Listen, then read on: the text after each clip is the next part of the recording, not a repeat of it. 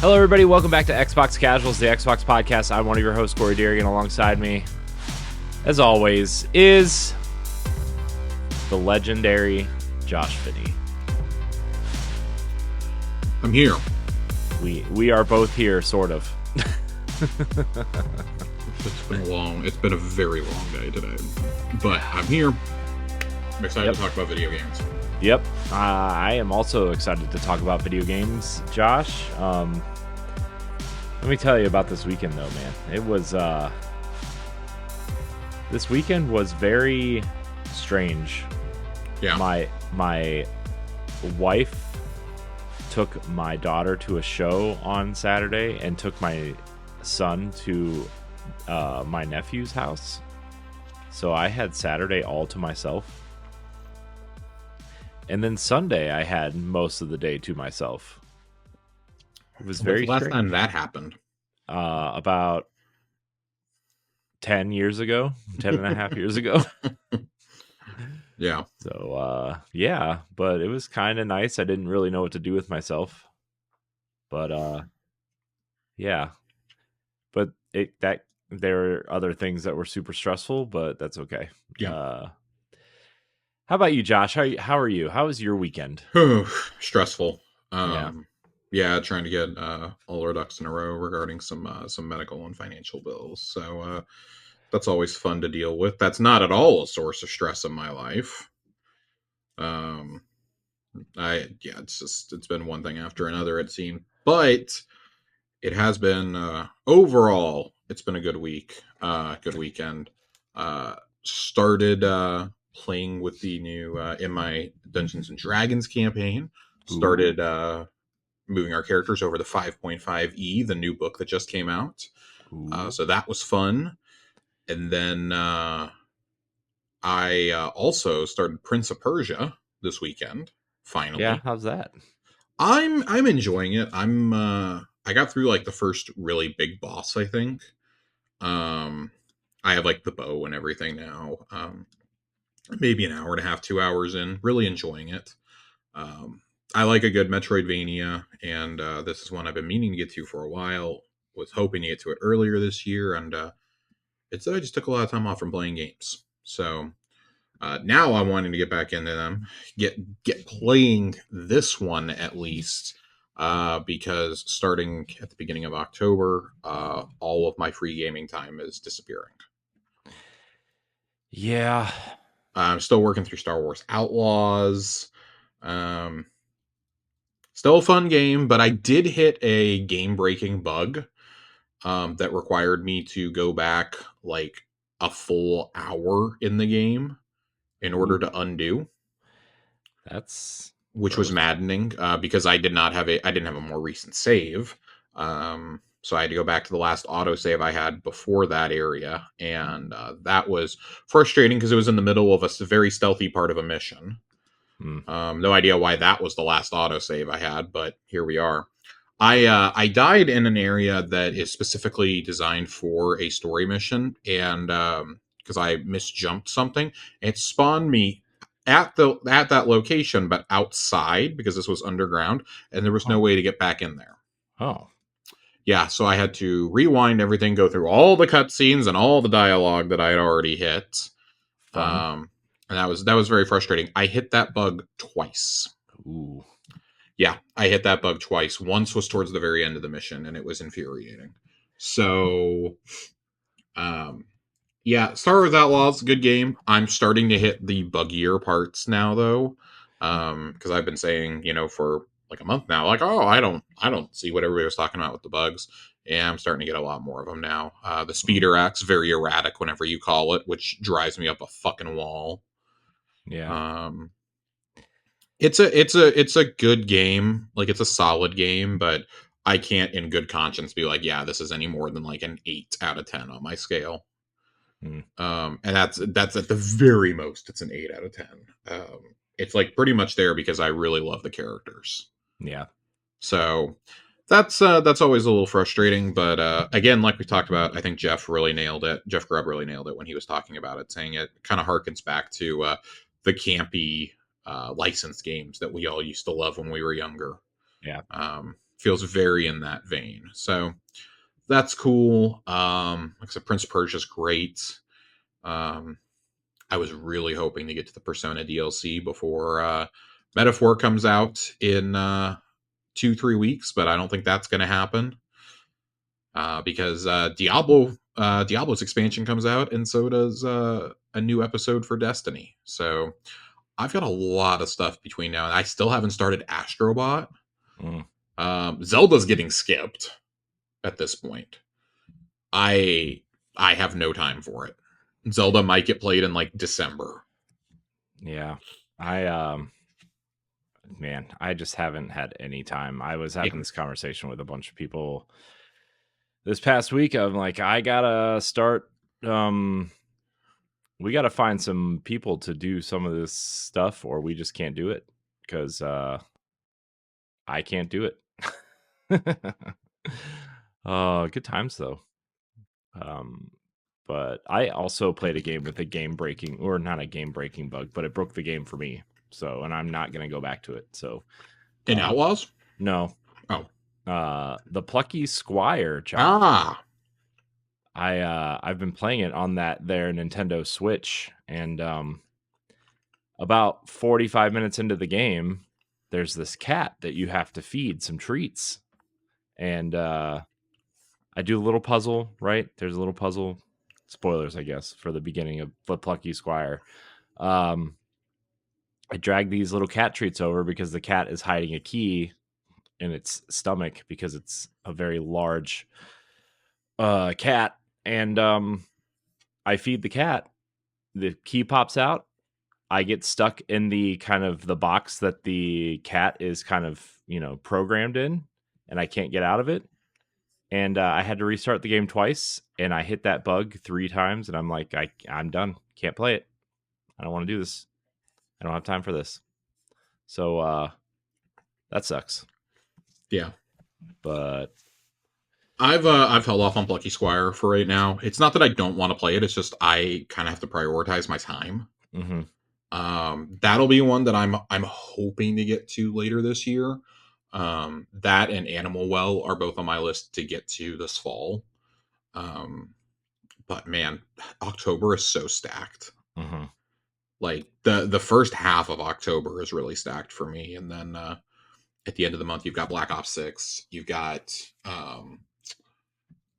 Life is Strange, and then in November, Mario and Luigi comes out, and Stalker 2 comes out, Flight Sim is out, and even into December we've got Indiana Jones. So I truthfully just, I guess, like maybe early November is when I'm going to try to bang out things like Plucky Squire and Animal Well. I don't know. At Yeah. this point, I'm just hoping to get like deep enough in these games that God, there's a Starfield expansion dropping in like 6 days. Yeah, I mean, at this point, you just got to pick and choose. Yeah, Things are going to get missed. that there's a lot of things that are going to get missed, and that's partially because I played so many massive games earlier in the year. Um, both Persona and Final Fantasy took probably a solid 80 plus hours from me Mhm. each. So that, in addition to a massive Destiny expansion this summer, that's where a lot of my gaming time for the first half of the year went. Oh my god, I forgot about Dragon Age. Dragon Age is also coming out. Hmm. Dragon Age is getting prioritized. Those previews are looking awesome. The amount of people I trust who went and played that game and came away, who were just as skeptical as I was after that first trailer, who came away saying this is a bona fide game of the year candidate if it releases polished, has kind of blown my mind. Yeah. I'm very excited. I'm very excited to play this. I had a really hard time getting into the older Dragon Age games, both Origins and Inquisition. I had a hard time getting into those, but I'm hoping that now that I'm way more into fantasy stuff than I was then, that maybe this one will click with me. Just God, I don't. I that there's so many. Like Metaphor is gonna be so fucking long. Diablo is gonna be long. Dragon I Age still, is long. Like anyone who says that there is nothing to play just plays nothing other than free to I play mean, games. I'm and convinced. And then there's a state of play tomorrow. That's Okay, so by the time y'all are listening to this, the state of play is going to be just a few hours away. I have zero expectations for this. But Josh, Horizon Zero Dawn remastered for the PlayStation 5. Okay, unironically, I had a friend who asked me for my predictions for it, and I says I don't know, but there's probably going to be like little to nothing for first party, just based off stuff that people like Jeff Grubb have Yeah. said. And he was like, "Well, they're going to have his Horizon Zero Dawn remastered and Lego Horizon and probably Days Gone remastered." And I was like, none of that moves a needle for me, honestly. Like, why are we still I've played remastering games that don't need it? right. I Yeah, adore Until Dawn, and I'm skipping the remaster I wish next week. I wish they would put all this remastering effort into like PS3 generation collections or like PS2 collections that like couldn't be ported over, like I don't know, Infamous, God of War, the even stuff like Resistance and Killzone. Like I wish they were putting that remaster efforts into those things that people are kind of asking for. I don't know, man. I don't understand what this is going on. And I know like Yeah, I know that there is some sort of, whether it's intentional or not, bias towards Horizon because Herman Holst is the co-CEO now, and yeah. like that's a franchise that they very clearly want to be something I for mean them. that series sells really good. Don't get me wrong. Like I know, both Zero Dawn and Forbidden West have sold what 10, 12 million 15 copies. plus at least. So the first one I know for sure sold 15 plus. I don't know if we've gotten exact numbers on. I'm going to do some Well, looking the real quick. the the thing with Forbidden West is you got to remember that was a bundle game for a while, and they put it on PlayStation Plus to test the waters on how first party games would go shortly after.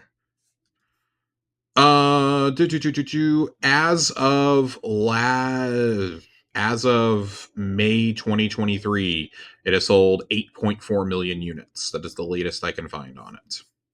So Yeah, it's crossed 10 million. yeah. Um, and so that's another game. I As much as I love the first one, I have not touched the second one, and I don't know, man. I gotta find time. I gotta make time to do things because it's just kind of my schedule is full, man.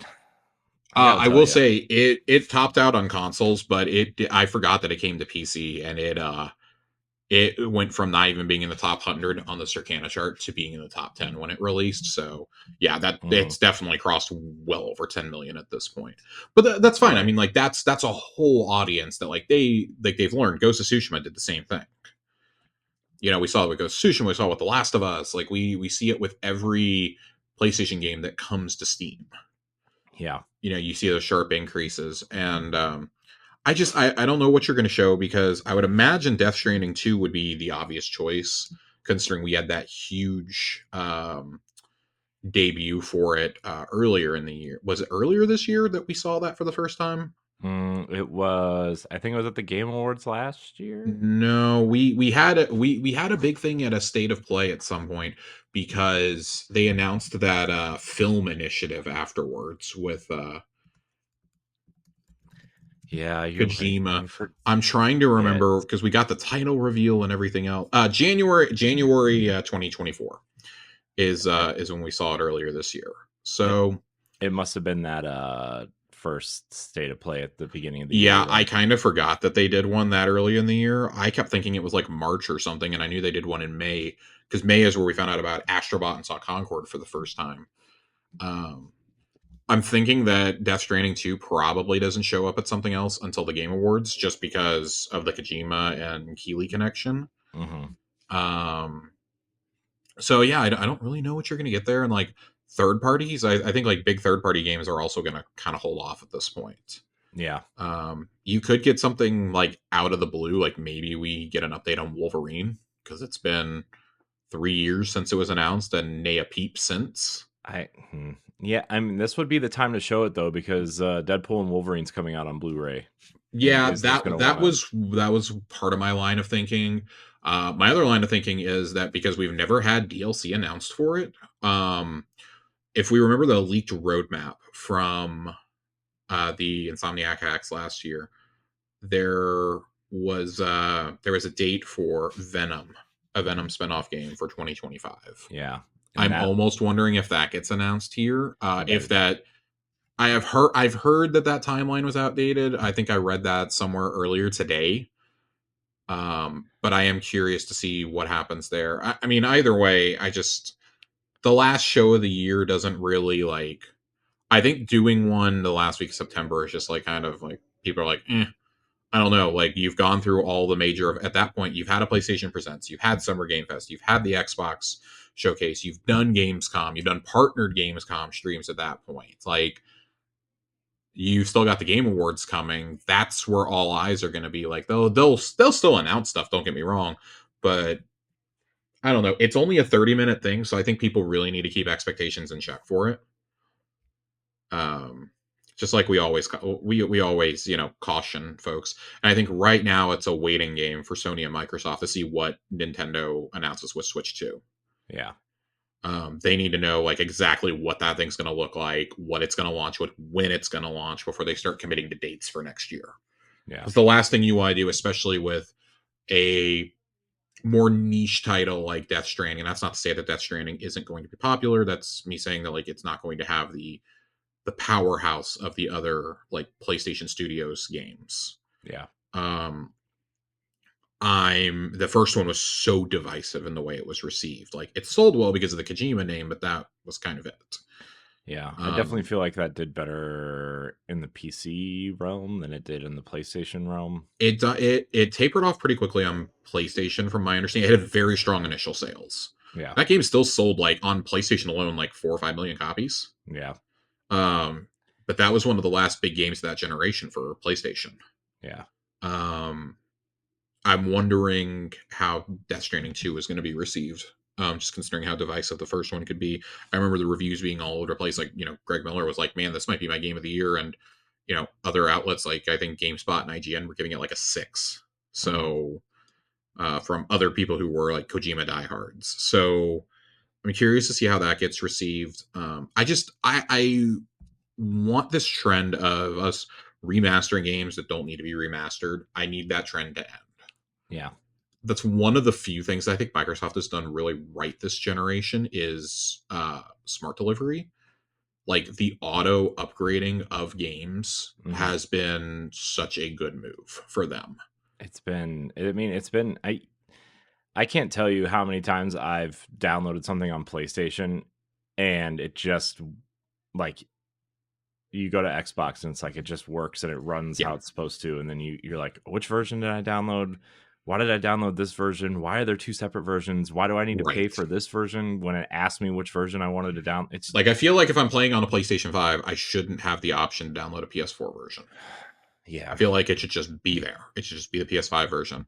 hmm, But I also like, and y'all know this. I've said for a long time, I don't like the idea of charging money for a game, like charging near full price for a game that is like the PS4 version is $10, hmm, and oh, you want me to pay like 40 or $50 for slightly better graphics? hmm, Like it was a little telling for me when the PS4 Pro presentation happened, and two of the games they were showing were The Last of Us Part 2 and Ghost of Tsushima.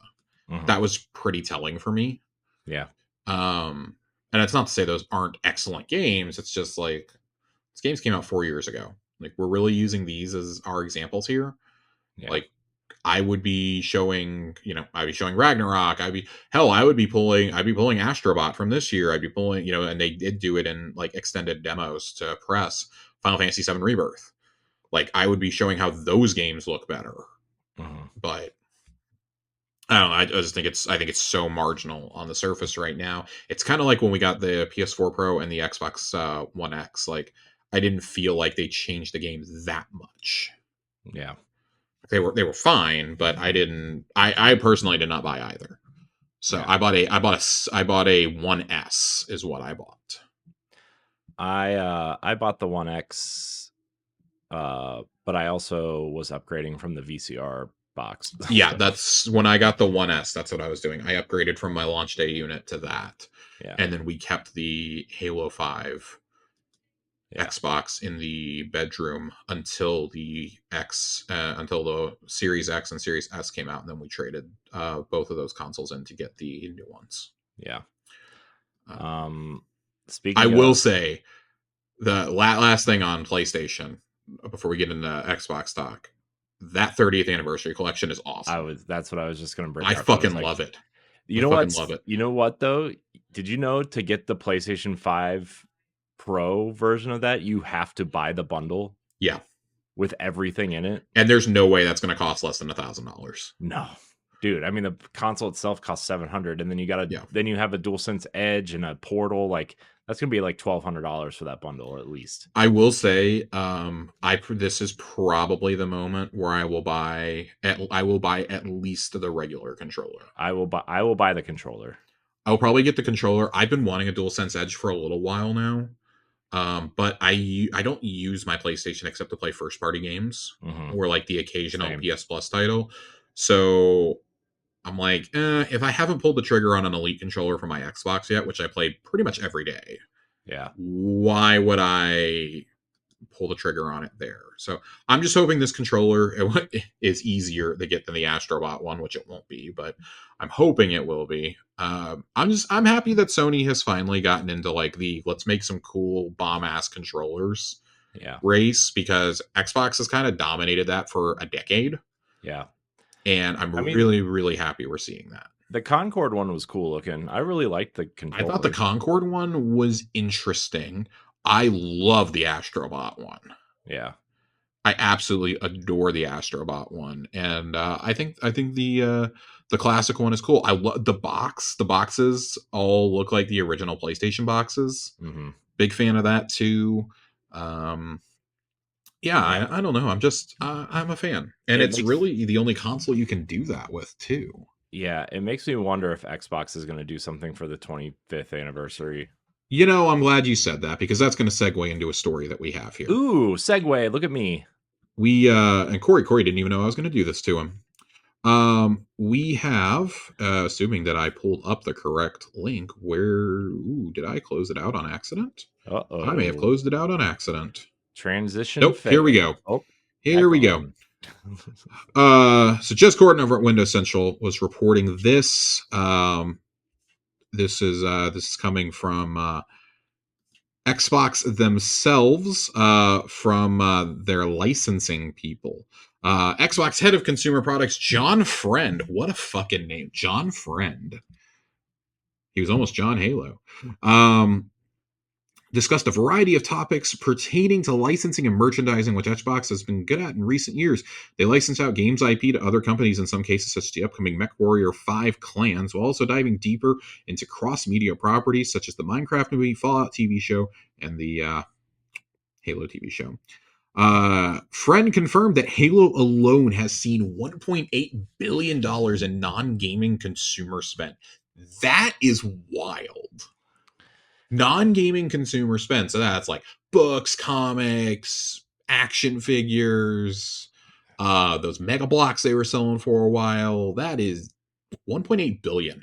That just goes to show you how, like, Important the brand is. well, that, but just how almost in a bubble the hardcore gaming scene is, and like how we're so wrapped up in, this and this, that we just don't pay attention to the casual people who just like Halo and playing Halo, going home and playing Halo every night, or their kids are playing with the remote control warthogs or buying the toys or whatever, right? It just, Mm-hmm. because, like, I mean, that's the story around Halo for the most part this generation has been pretty negative. With good reason. Yeah, but like I would even I venture to say for the last decade since Halo 5. yeah, and it's just I don't know, man. It's nice to see some positive news around, around Yeah. the franchise for once. So Yeah, I mean, you look at the last decade of Halo, you go all the way back to 2014, and you have the disaster of Master Chief Collection at launch, yeah, which took years to fix, by the way. Then Halo 5 comes out in 2015. to extremely lukewarm reviews. Mhm. Ooh, it is by a county mile the worst campaign in the series. Which, I mean, like, the worst Halo campaign is still better than like three-quarters of the other FPSs you're going to play in your life. Yeah. But it was not what we expected. Like, because I think, especially with time, I feel like Halo 4 has been received a lot better. Yeah. I remember when people were very upset that Ryan McCaffrey gave it like a 9.8 or something in his first review at IGN. And Mhm. it's like, dude, Halo 4 was awesome. Like, from a competitive standpoint, it sucked. Yeah. But for like doing what it needed to do, which was soft reboot the series and provide a casual multiplayer experience, I think it was a huge hit. I mean, it that game comes out in the last year of the 360 and still moves 15 million copies. Yeah. That's insane. No Halo has come close to it since. And then, you have the up and down of Halo 5 for 6 years. Infinite's in development, and we start getting the trailers. I mean, the first two trailers we got at E3 2019 or at 2018 and 2019, we got the first two teasers for it, and it was awesome. We were all so excited. We were like, "Oh my god, this is so cool!" Mhm. And then the infamous Craig demo at Summer Showcase 2020, Yeah. resulting in a year and a half delay to this game, which is kind of like emblematic of Microsoft as a whole this generation. Yep. Um, Infinite comes out, has a great campaign, has a great multiplayer experience that is just bare bones, unfortunately. And multiplayer has kind of struggled ever since that initial like 3 month burst. Mhm. They've really struggled over there. So I'm hoping that we get back on the right track here. I want to finish up with what John says here, because there's some interesting hints, I think, to the 25th anniversary. He says, "We have these massive, fantastic franchises ranging from World of Warcraft, which is celebrating its 20th anniversary this year, to Halo, Call of Duty, StarCraft, and much more. We're building plans for the 25th anniversary of Halo and Xbox. They have such a rich heritage and history, and these communities have been active for so long. You have to celebrate that." Um, Microsoft celebrated previous major milestones with fanfare, including the 20th anniversary event in 2021, which was where they opened up the free to play multiplayer servers for Halo Infinite, added 70 more backwards compatible games, and opened up a virtual Xbox artifact museum called The Vault. The 25th anniversary will fall on November 15th, 2026, which puts it firmly in range of a new generation of Xbox hardware, potentially. Um, and I mean, listen, I if what we've heard is correct, that they will have a traditional console and a Steam Deck competitor, I can't see them not releasing in 2026. Yeah. We've thought it for probably close to about a year now. In fact, even going all the way back to the Activision purchase documents, when we had that big document leak about a year ago. It was kind of hinting that that's where they were aiming for, was 2026. They wanted to get out, maybe a year early ahead of PlayStation, like last time, or Yeah. like the PS3 and 360, because it's becoming less and less about. We've talked about this. It's becoming less and less about power and more about just quality. Like, it's funny that the Switch has kind of forced everybody to reconsider. The Switch and the Steam Deck have kind of forced everybody to reconsider, like, if you want the highest end cutting edge shit, go build a PC. Mhm. Because, like, even the PS5 Pro is making that much more accessible or affordable to people. You can build a PC that can do a lot of that for not too much more. Um, we always have to remember, with consoles, everything is outdated the second it hits the market. Yeah. So that's part of the problem. I would say that, because this is a topic I wanted to bring up with the World Championships for Infinite happening in about 2 weeks' time. I think they happen on the 4th through the 6th is when they're happening. I think it's fair to start wondering what's next for Halo, Mhm. because I think you have to announce a new Halo at next summer's showcase. Yeah. I That will wonder. be. We're coming up on 3 years of Halo Infinite now. Yeah. And I think now you have, if you are shifting to Unreal for the production of the franchise, Uh-huh. You have a lot more freedom with who you can bring in. They have to. We're gonna have to talk more about Microsoft Labor here in a few minutes, but they've got to change how they do it with contracting and everything else, because that was one of the big things holding back Halo Infinite and holding back some of these other games is you have proprietary engines for them. You can't bring people in on 18-month contracts. At the end of 18 months, they're just starting to get prolific in those engines, Yeah. and then you're letting them go. Yeah. And that's a huge problem. Like, that's a huge reason why Halo Infinite was struggling, and especially during a pandemic and everything else. And now everyone's competing for these resources. Like, they're letting these people go who are getting all this knowledge, and they're getting picked up by PlayStation, they're getting picked up by EA, by CD Project Red. Like, they're getting picked up by like all of your competitors. Yeah. And like, you're growing this talent, you're not retaining the talent is the problem. Yeah. um I would guess that if they announce this for 2026, I mean, you could have a hell of a launch lineup for that console. Because I think that's the thing is Microsoft wants to make sure they don't have a repeat of the Series X. Yeah. Launching with just pandemic or not, launching with only Gears Tactics was such a mistake. Mhm. At that point, you should have just taken the L and released in 2021. Mhm. When it was the 20th anniversary, you could have put it out. You would have had Infinite, you would have had Horizon 5, Psychonauts, and Flight Sim all there on day one. Man, you would have that would have been a great launch lineup. Yeah. But I mean, if you're looking at next year, right? Like you could potentially be launching with E-Day. Um, you could be well, launching. we're looking 2 years ahead.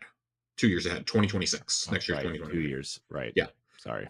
No. You're good. I just wanted to make sure. So I Yeah. kind of had the same thought. Like, maybe they don't ship Halo with the next console, Mhm. because 2026 will be the 20th anniversary of Gears. Yeah.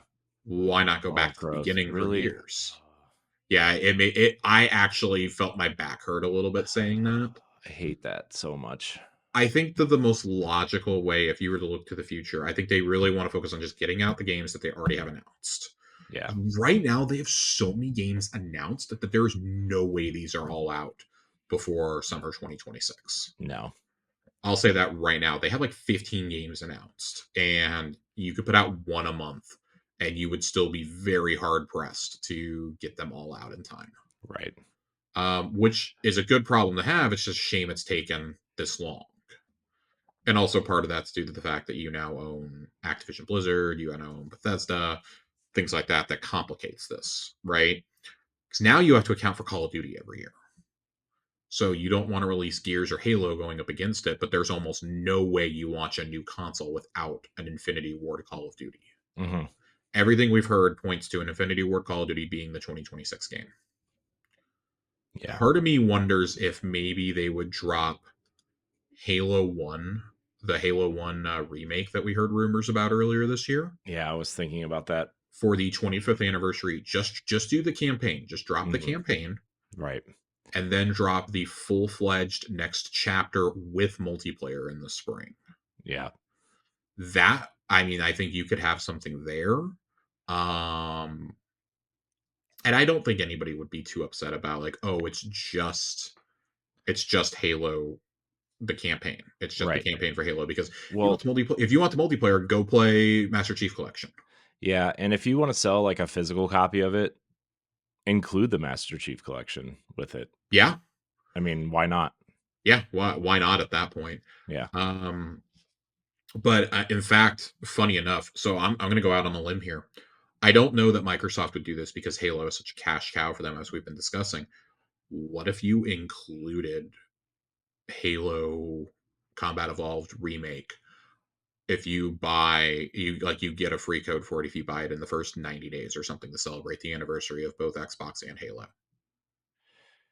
If you do, what if you did an Astros Playroom situation or a Wii Sports Where it's situation where bundled it's in. just, yeah, where it's just bundled in? I Why mean, not? that would be great. That'd be cool. Especially if you just do the campaign, why not? Yeah. That, I mean, that's automatically a top 3 pack in of all time if you do that. Right. Like, again, your competition is Wii Sports and Astros Playroom, which, don't get me wrong, as far as pack-ins go, are fucking incredible. Why not? You know? I see no reason why you couldn't just, or just drop it on Game Pass or whatever. Yeah. There's so many things you could do here. Hmm. I think if you look at what else you would put out there, because then that would allow you to have your multiplayer focus on Call of Duty. And if it is the next Infinity Ward one, you're gonna want that focus there. Hmm. And I would say like they're probably gonna hold Forza Horizon until then. I cannot fathom Horizon 6 coming out next year. And the No, I only would. reason I say that is because Fable is probably your big fall title next year. Yeah, I mean, if you talk about Fable and Perfect Dark somewhere in there, right?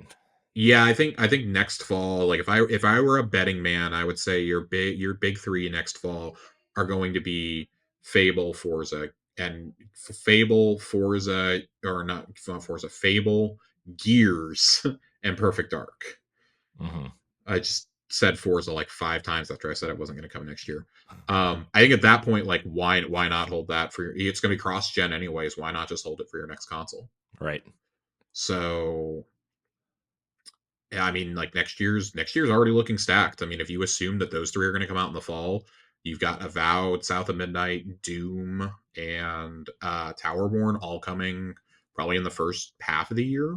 I would say um, that's by a county mile. That would be their best year in the history of the brand. Hmm.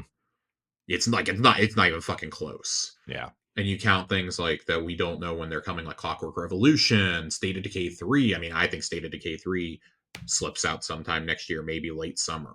Yeah. We have no idea what's happening. Contraband, as far as I'm concerned, is this generation's StarCraft Ghost.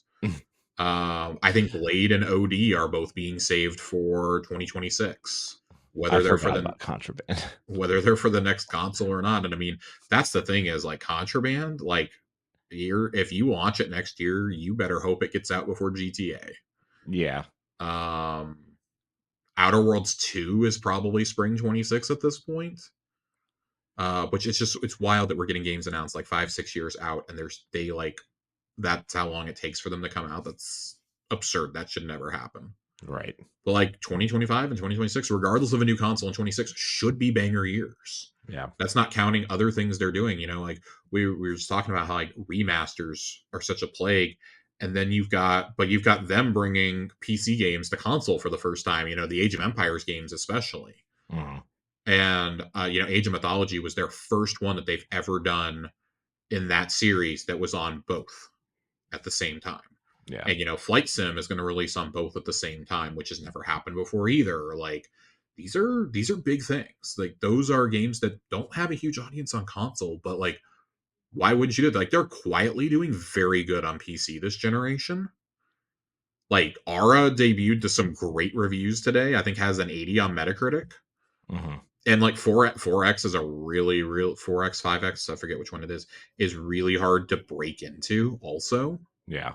So like when you look at the things they're doing right, great. Like I would build on the strength of that with a Steam Deck competitor. Hmm. Like you don't even want. I don't even think you want it to be a competitor. You want to you if their idea really is to be able to run Steam and Itch and Epic and things like that on a home console and on a portable. That might be the only portable that can like really do it. If anything, it'd be more of a competitor to the ROG. Hmm. But to do that, you got to get mobile Windows has to get working and effectively because it's dog Yeah. shit. Yeah. It's not great. Um, Not great. but yeah, there's Jez kind of speculates some things that you could do. Um, it would have a whole lot of fanfare if you were to release the consoles on the 25th anniversary. I think it would be fitting, and he says it here and I agree with him. Xbox has really missed a lot of that fanfare that you get from like Sony and Nintendo when they do things like that. Yeah. Xbox really nailed it one time, and that was I think the 20th anniversary actually was really good. Yeah. I mean, they Dropping released that. Halo Infinite free to play that day was massive. Yeah, and then that documentary and the controller and the Halo The console Halo release. console, yeah, we already knew the Halo console was coming because Yeah. my Halo console arrived right about that time. Yeah. The controller was awesome, even though I fought with Amazon over my controller. But they had a whole slate of like branded products there, and it's like that felt like something they kind of nailed for that specific day, as opposed to other things. Like, remember their whole thing in like 2020, like how we're going to build up the Series X, and then COVID happened and basically all those plans got canceled. Yeah. Like, if they had plans, Yeah. even like we had a summer showcase that I think was fine for being put together on the fly. But you look at even games from that, like Avowed and Fable aren't even out yet, and they were stated to K3. Those three games were all announced there, still aren't out. Yeah. We just got Hellblade 2 this year. Like, Mhm. it it's wild. But Jez speculates here on the merchandising side, since that's where John works. You could potentially get a custom Halo style next gen Xbox, which there's no way you don't do a special one for that if it's your 20th anniversary, Yeah. regardless. Um, Gosh, Perhaps what the if next it's Halo like, game will be ready by then. man, what would be cool is if they did the like the nasty translucent green of the original Xbox, the Oh my Halo 2 god, Xbox. dude! If you do that, Do that for the handheld and the console. yeah, dude, I would spend a filthy amount of money. Oh my gosh, yeah. But yeah, it's like you do things like that, and like, cool. Um, this next year is the 20th anniversary of the 360. Like, I kind of wonder if they're gonna do anything there. Mhm. You know, Yeah. there's plenty of things you can do. They miss these events that are fanfare-ish. Blizzard, apparently, by all accounts, has been doing a lot of stuff for WoW's 20th anniversary this year, including skins in Overwatch and WoW. He speculates, what if you put a Master Chief skin in Overwatch or something? Um, and the final quote that Jez leaves us with from John Friend is: "Gaming is no longer just a pastime; it is an integral part of our lives that transcends traditional entertainment boundaries. As we look forward to what the future holds, our goal is to continue pushing the boundaries of what's possible, ensuring that every player, regardless of their background, feels a part of the incredible journey." Yeah. Um, yeah, at this point, I think I'd just settle for an Elite 3 controller announcement. But yeah, all that's cool too. Yeah. I do hope that we get some clarity on kind of the future of Xbox right now, because I noticed that there was that interview earlier this week with Sarah Bond where she was like, "Yeah, Phil and I didn't get along and didn't see we not thinking along. They didn't see eye to eye Mhm. um, at first." And she was like, "Yeah, I had to really interpret like what Phil means, not what he actually says, and that like they went and both got career coaching like together Mhm. and stuff like that to learn how to work better together." And like, I think that's the sign of like, for her, that's a sign of a good leader. Like, she's going and doing that. And I think in the realm of Phil, as much as we all like Phil, I think that kind of makes that a little bit cloudier, Mhm. because I don't think it's bad. I think it's great that they proactively did it. But of course, this story is coming out right on the heels of yet another round of layoffs at Microsoft. 3% of global workforce at Microsoft Gaming, 650 employees roughly. Mm. Um, Jesus Christ. Yeah. Um, Not great. they announced this at 3 o'clock in the morning, by the way. Mhm. Yeah. A lot of it was on the back end, corporate and supporting functions. Um, some impacts to other teams as they adapt to shifting priorities and manage the lifecycle and performance of games. There are no titles, devices, or experiences being canceled as a result of these layoffs, and no studios will be closed. I think it's really sad that we actually have to call that out now, Mhm. that like Phil specifically has to say that, Yeah. because after the absolute catastrophe of Arcane and Tango earlier this year, Mhm. just the fact you have to come out and say that means you fucked up pretty badly. Yeah. I'm like, really? Like, you couldn't have found a way to save those studios? Like, and I was talking about this with a friend, and I feel like the reason that, like, I think old Xbox could have gotten away without a lot of these layoffs. But the fact is, they did the purchases of Bethesda and Activision Blizzard very close to each other. Within like 16 months of each other, they announced both. Yeah. Well, I mean, even if it was just Bethesda, I think they could have gotten away with a lot of this, right? But they spent Yeah, $70 billion. they spent $70 billion on Activision Blizzard. This was going to happen. Yeah. And because now they're being scrutinized. Now they're not just a little fun side project at Microsoft. They are expected to bring in revenue. You own Call of Duty, you own World of Warcraft. We expect you to make money now. Mm-hmm. And I think that's the frustrating part when I look at this is I feel like Phil and Sarah and them want games to be the priority, but they also know that they run a fucking business. Mm-hmm. And it is, I think it's really hard to be a creative and be able to be a successful business person. You can't be, you can be both, but it's extremely difficult, especially when you become one of those platform directors. Mm-hmm. Um, like, I think Nintendo is one of the exceptions to the rule because, people are there for forever. But even them, like they have a lot of problems with crunch over in Japan and things like that, and underpaying their employees and things like that. Like, that's all been reported. And you look at Sony and Microsoft, and it's just everything is on fire constantly. But I guess I look at this and I'm just like, really, like you needed to lay off another 600 people, like.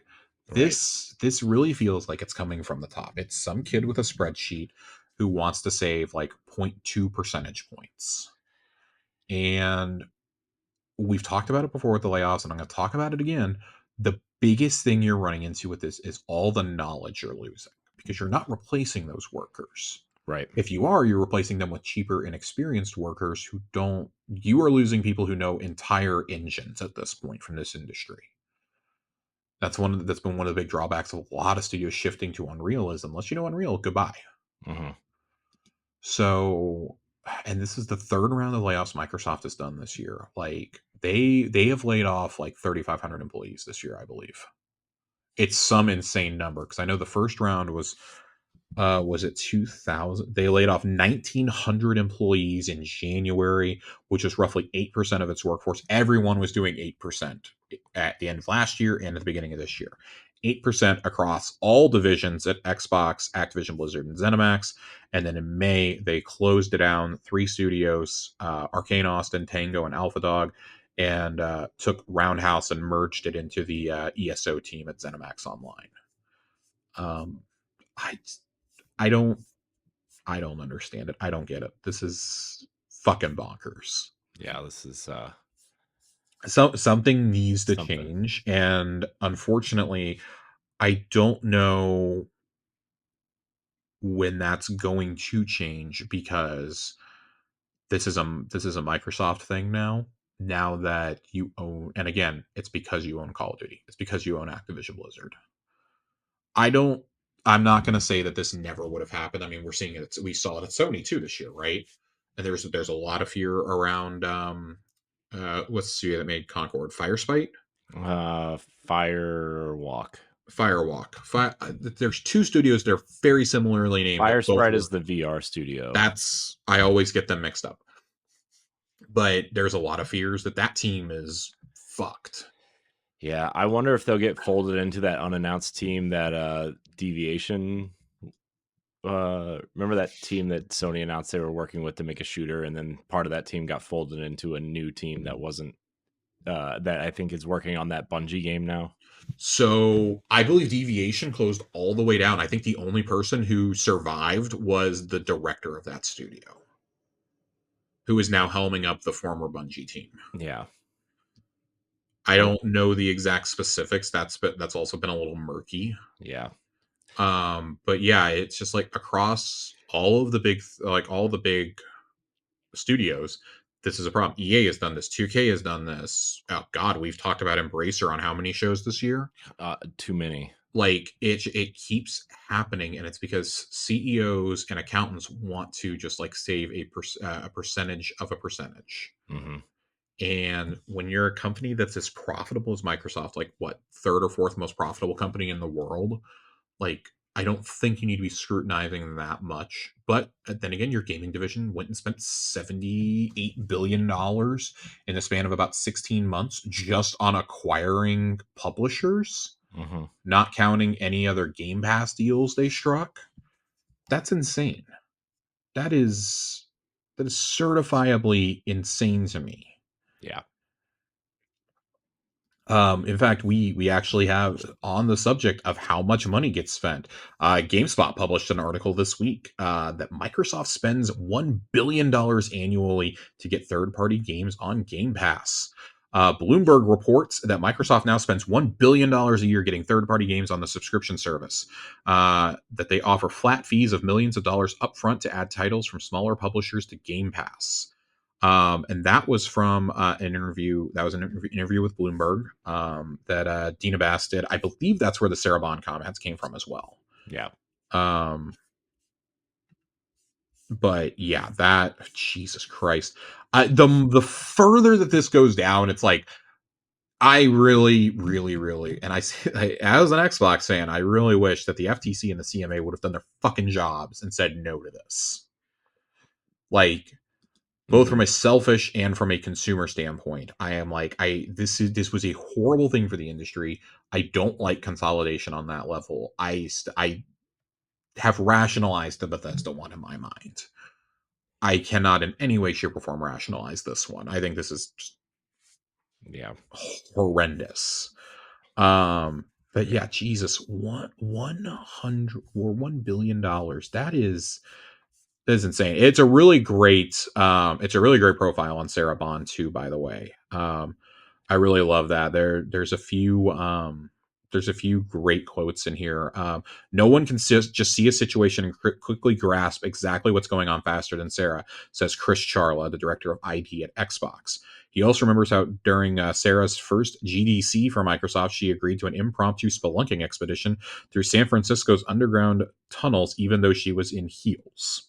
So, yeah, I think that I think Sarah is just going to be great for this brand, but holy shit, $1 billion. $1 billion. I was looking for the exact quote in here because it's such a long profile.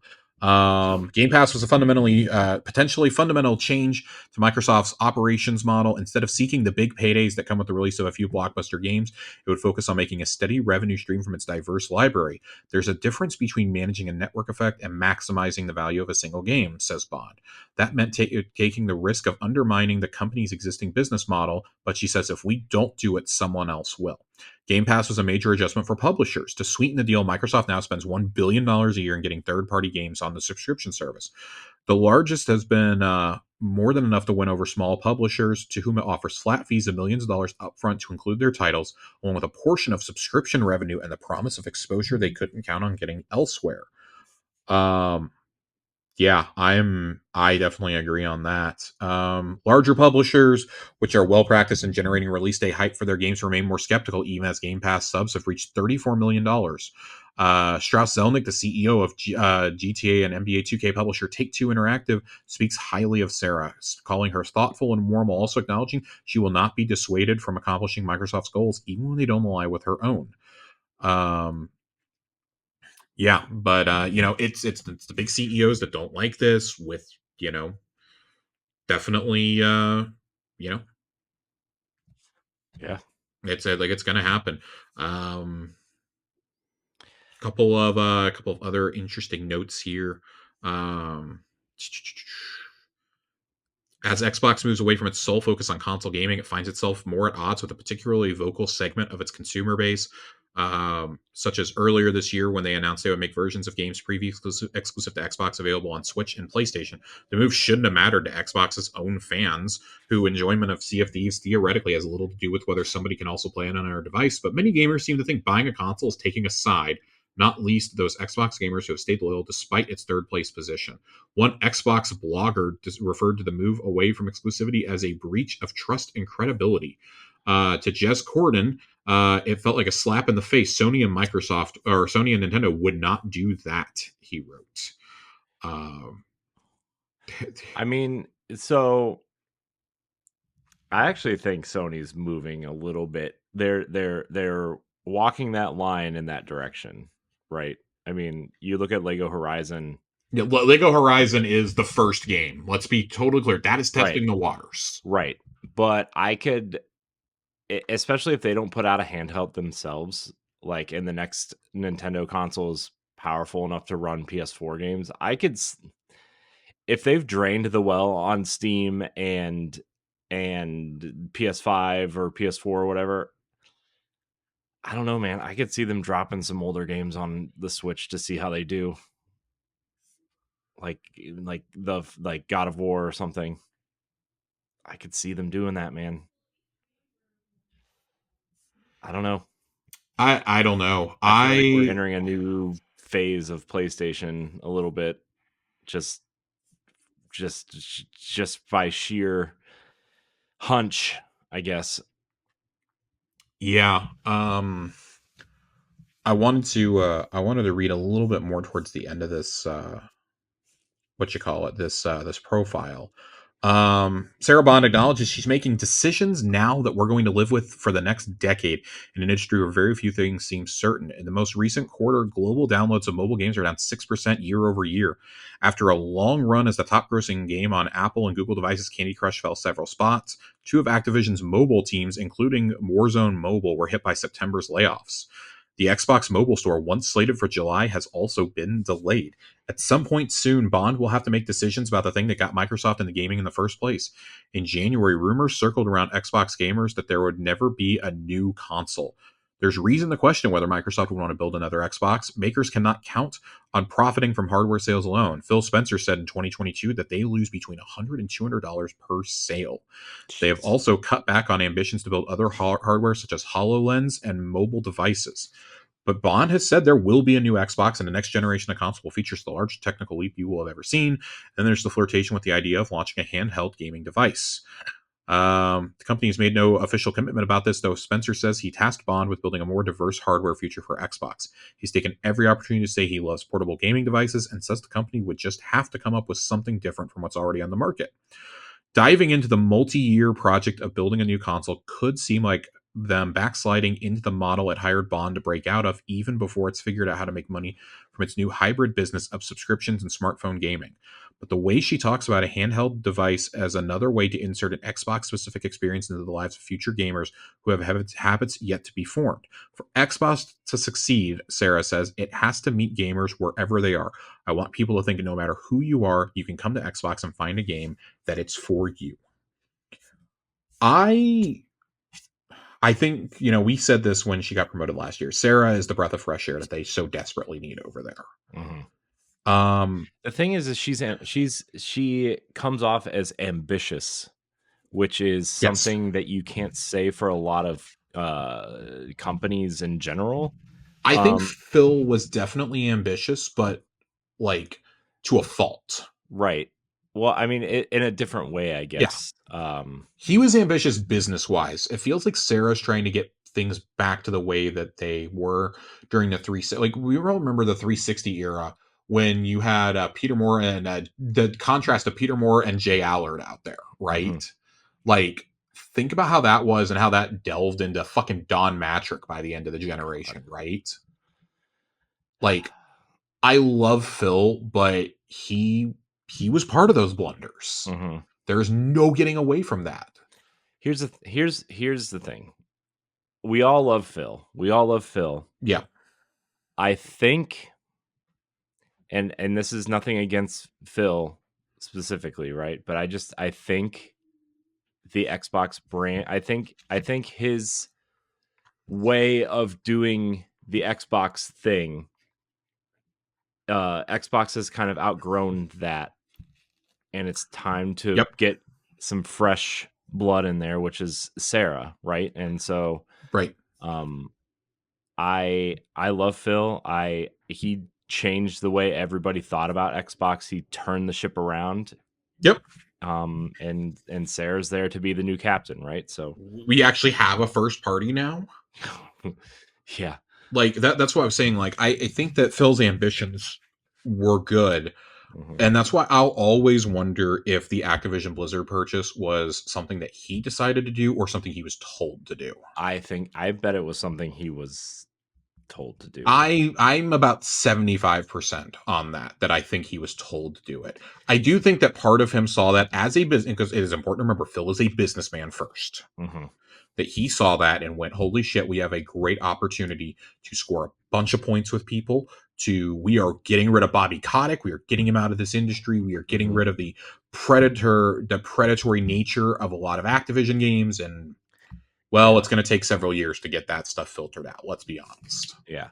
Well, also, like, I wonder if he thought that was a good idea up to a certain price point, and then Microsoft said, "No, we're going all in on this." Yeah, I think Phil had a walk away price. To be honest, I Yeah. think the walk away price was probably about half of what they paid, if not less. Because Yeah. I think that he looked at, I think you, because you can look at you can look at Bethesda and you can say that purchase has paid. If it hasn't paid for itself yet, it will very soon. Hmm. Like, you secured Starfield, you secured Indiana Jones. Like, yeah, you're going to put Indiana Jones on our devices, and hey, I mean, let's you face got it, 3 live Starfield is service games out probably of going that. to PlayStation next year. Yeah, but you also got 3 live service games out of that. You got 3 live service games out of that. You have continued pumping resources into Elder Scrolls Online and 76, which I don't think 76 would still be around if it was Bethesda was still on their own. I mean, you would question if Bethesda and most of Bethesda would be around if they were still on their own. Yeah, they had the unexpected hit of Hi-Fi Rush, which, while it wasn't a financial hit, we got some Hi-Fi Rush stuff to talk about after this. Um, like, that may not have been the huge hit you were hoping for, but it was a critical hit, which you were really lacking for a long time. Like, Yeah. your smaller games have done so well, and I feel like if we can just get back to, like, gaming is supposed to be fun and Hmm. not business driven, then man, you're gonna see gamers respond too. Hmm. Um, it's just like, at this point, you've been in third place you've been in third place since 2017. Let's be honest. You were in second place before that. Yeah. You've been in second place since the minute The Last of Us dropped Hmm. in 2013. Um, Yeah. but like, yeah, I'm still a believer in Game Pass. Do I think Game Pass is going to be around for forever? No, I think in a couple of years that's probably going to go away. Maybe it gets a I. second win. If you release a handheld console, I think that's when you're going to see the subscription soar again. Hmm. Yeah. Because I'll tell you something right now. I love the idea of being able to access my Game Pass library on the go. I mean, my Hmm. digital library, that's going to be the biggest thing. If you can make it to where I can play digital 360 games I've bought on the go, or digital OG Xbox games on the go, Yeah. oh my My God. whole library, like the whole library, Yeah. just give me the whole Xbox experience in a handheld. Like Mhm. that's all I would want. That's all any of us want. It seems so simple theoretically, right? Like, Yeah. and in 2 years, I would hope by the time in 2 years, you can cram the power of a Series S into a handheld device. Well, the next Nintendo console is already supposedly at a higher than a Series S, from what I've been hearing. Yeah, God, I need the specs for that to hurry up and come out. That's going to dictate so much of where this next handheld is going to go from Microsoft, because they've got 2 years to adjust. Right. Like, I'll say it right now, it has to be more powerful than the Switch 2 at launch. Yeah. I would say they have about a year to adjust because they're going to have to go into That's true. That's true. manufacturing and Well, I'm saying two years from when we'll yeah. probably get the specs for Yeah, yeah, yeah. Switch 2, which Yeah. I have a feeling is going to be as Soon. soon as this holiday season is over. Yeah. I mean, I would guess before the holidays I personally, my guess is by the end of October, but I Mhm. think they really would like to get those last few holiday sales out. Yeah. Who knows? I mean, at this point, like, yeah, I know the Switch is still selling well, but like, if you haven't bought one now, you might as well just wait, right? Yeah. It's still gonna sell like hotcakes among the people who don't follow this, like you and I.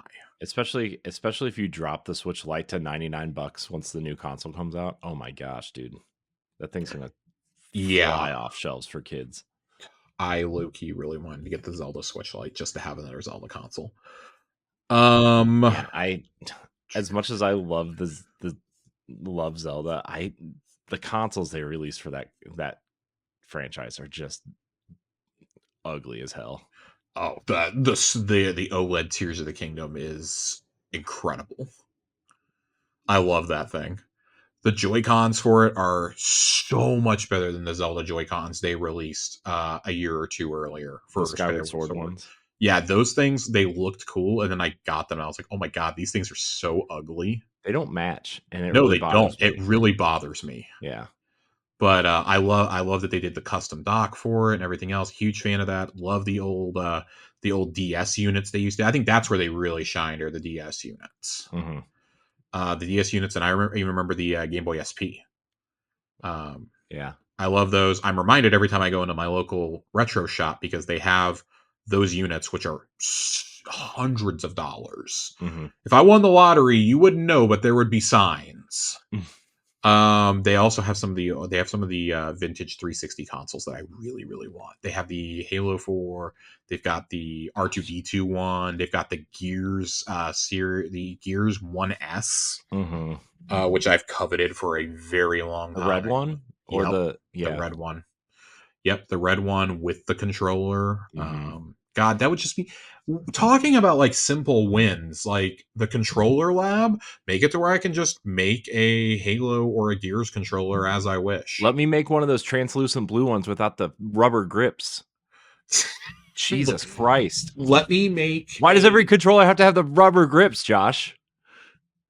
I'm allergic some to of them. I have very sweaty palms, so I understand your plight, but I really love the rubber grips. I'm not gonna lie.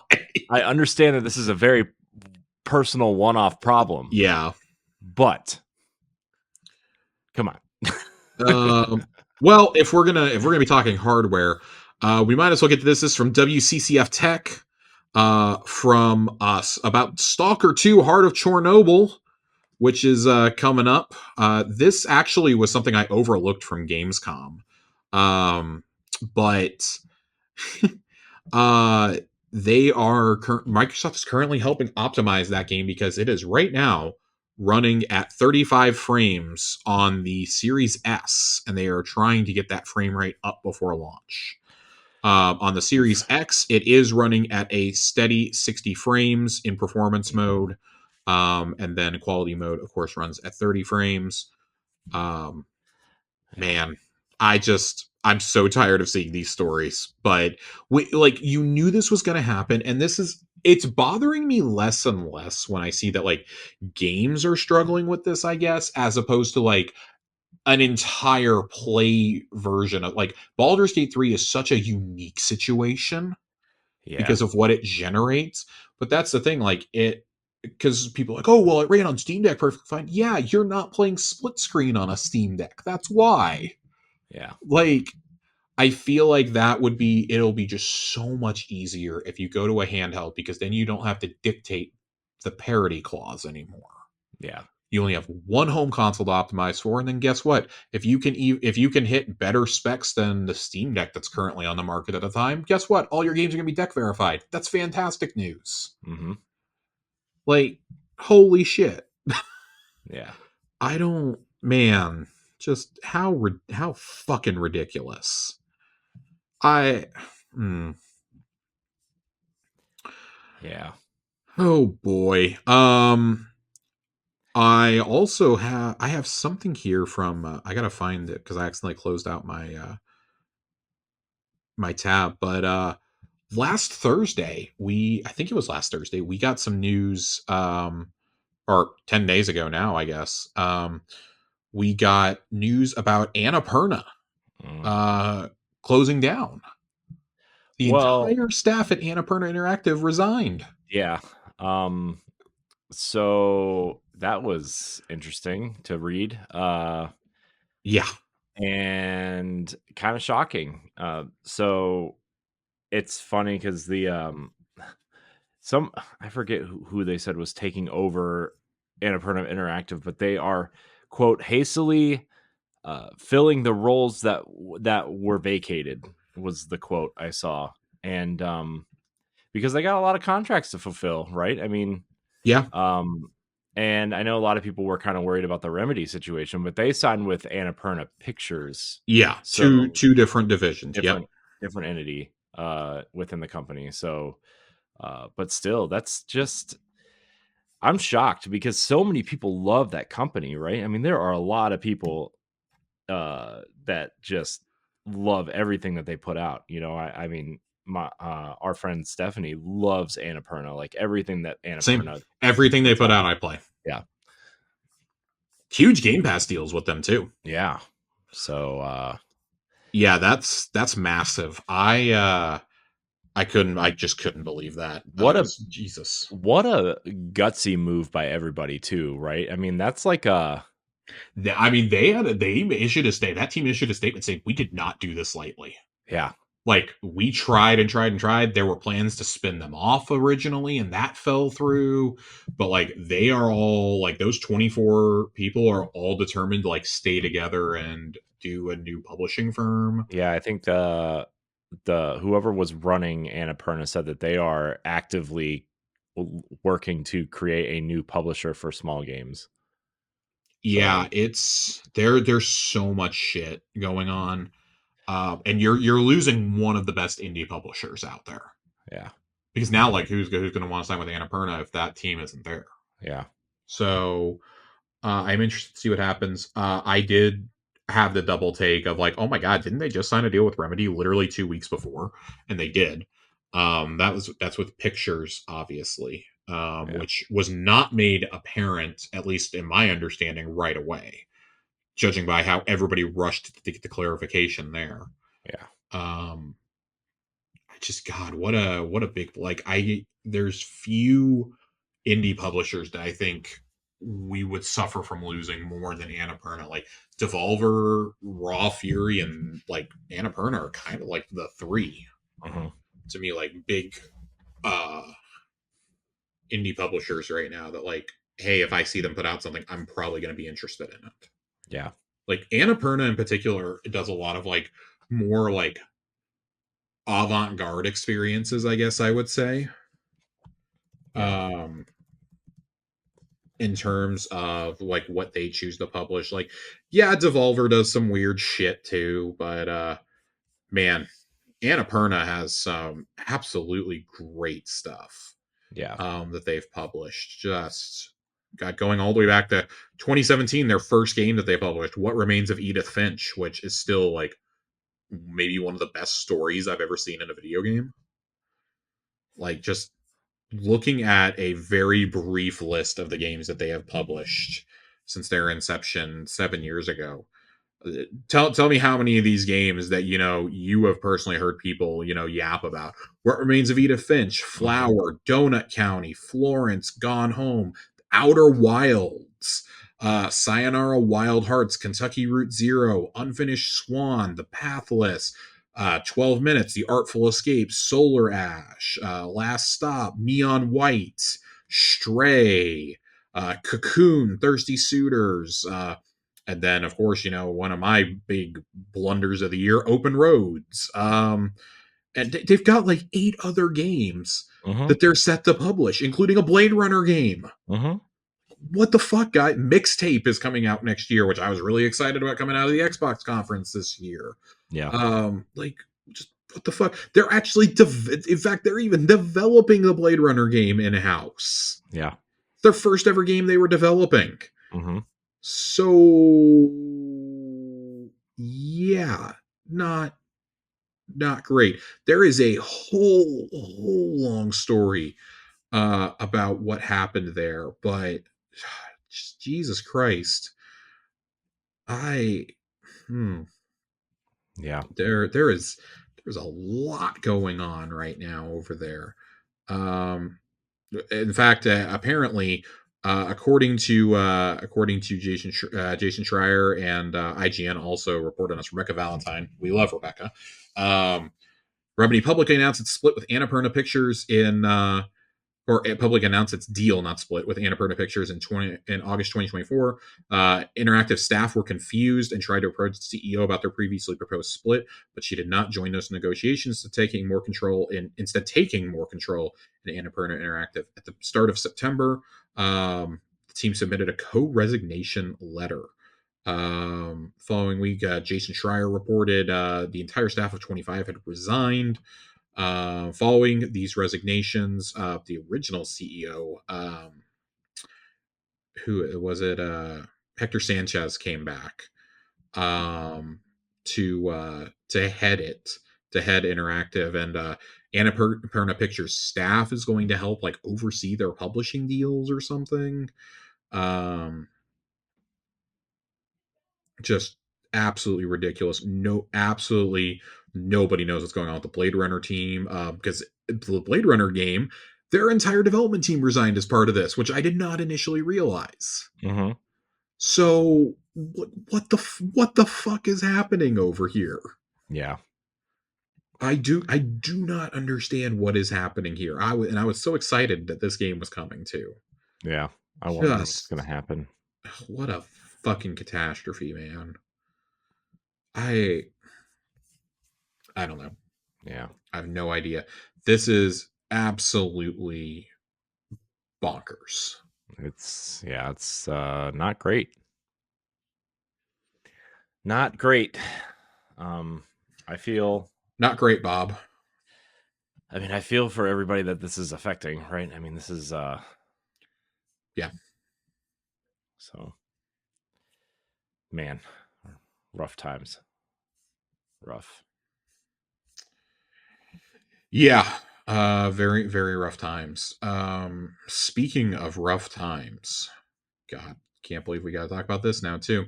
Um, Krafton's CEO has come out and says we do not think Hi-Fi Rush 2 is going to make us money, and says that the acquisition of Tango is all about legacy. This was an article on GameDeveloper.com.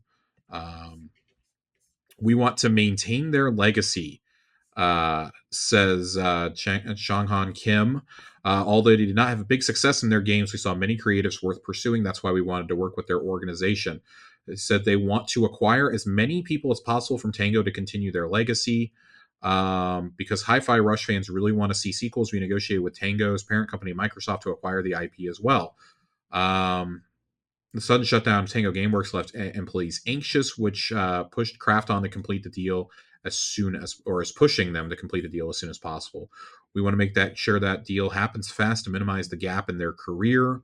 And says that the scale and complexity of a conglomerate like Microsoft meant it was difficult to move quickly, but it's noted that Xbox was open to the sale of both the studio and its IP. If we were to acquire all IPs, I think it's going to complicate the deal too much. We're a pretty big company, but Microsoft is very complicated. We want to help them continue developing their games, but especially Hi Fi Rush. We think that when we think about our fans, I think what they really care about are sequels to Hi Fi Rush. The acquisition is still being finalized, and that prevents them from saying how much they have spent on the studio. They did, however, describe the purchase as not too expensive but not too cheap either. Um, Game Stephen Titill's Game File previously reported the Krafton has brought over 50 employees from Tango, representing about half of the development team as it existed under Microsoft. We're aiming for a minimum of 100 people. We have to scale the studio to around that size. That's a minimum requirement to continue developing this franchise. Or maybe they even need an even bigger team. We haven't decided on, but we don't plan to reduce the size of their team at this time. They have to work on new projects as well, so there's a great possibility the team will scale up even further.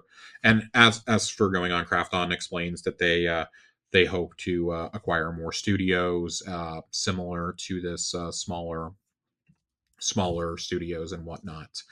Um, when pressed when pressed on whether Hi-Fi Rush was a commercial success for Microsoft, Kim says he doesn't know exactly how much the game earned, but when considering production costs, he feels it might not have delivered a substantial return, um, which we all kind of knew, unfortunately.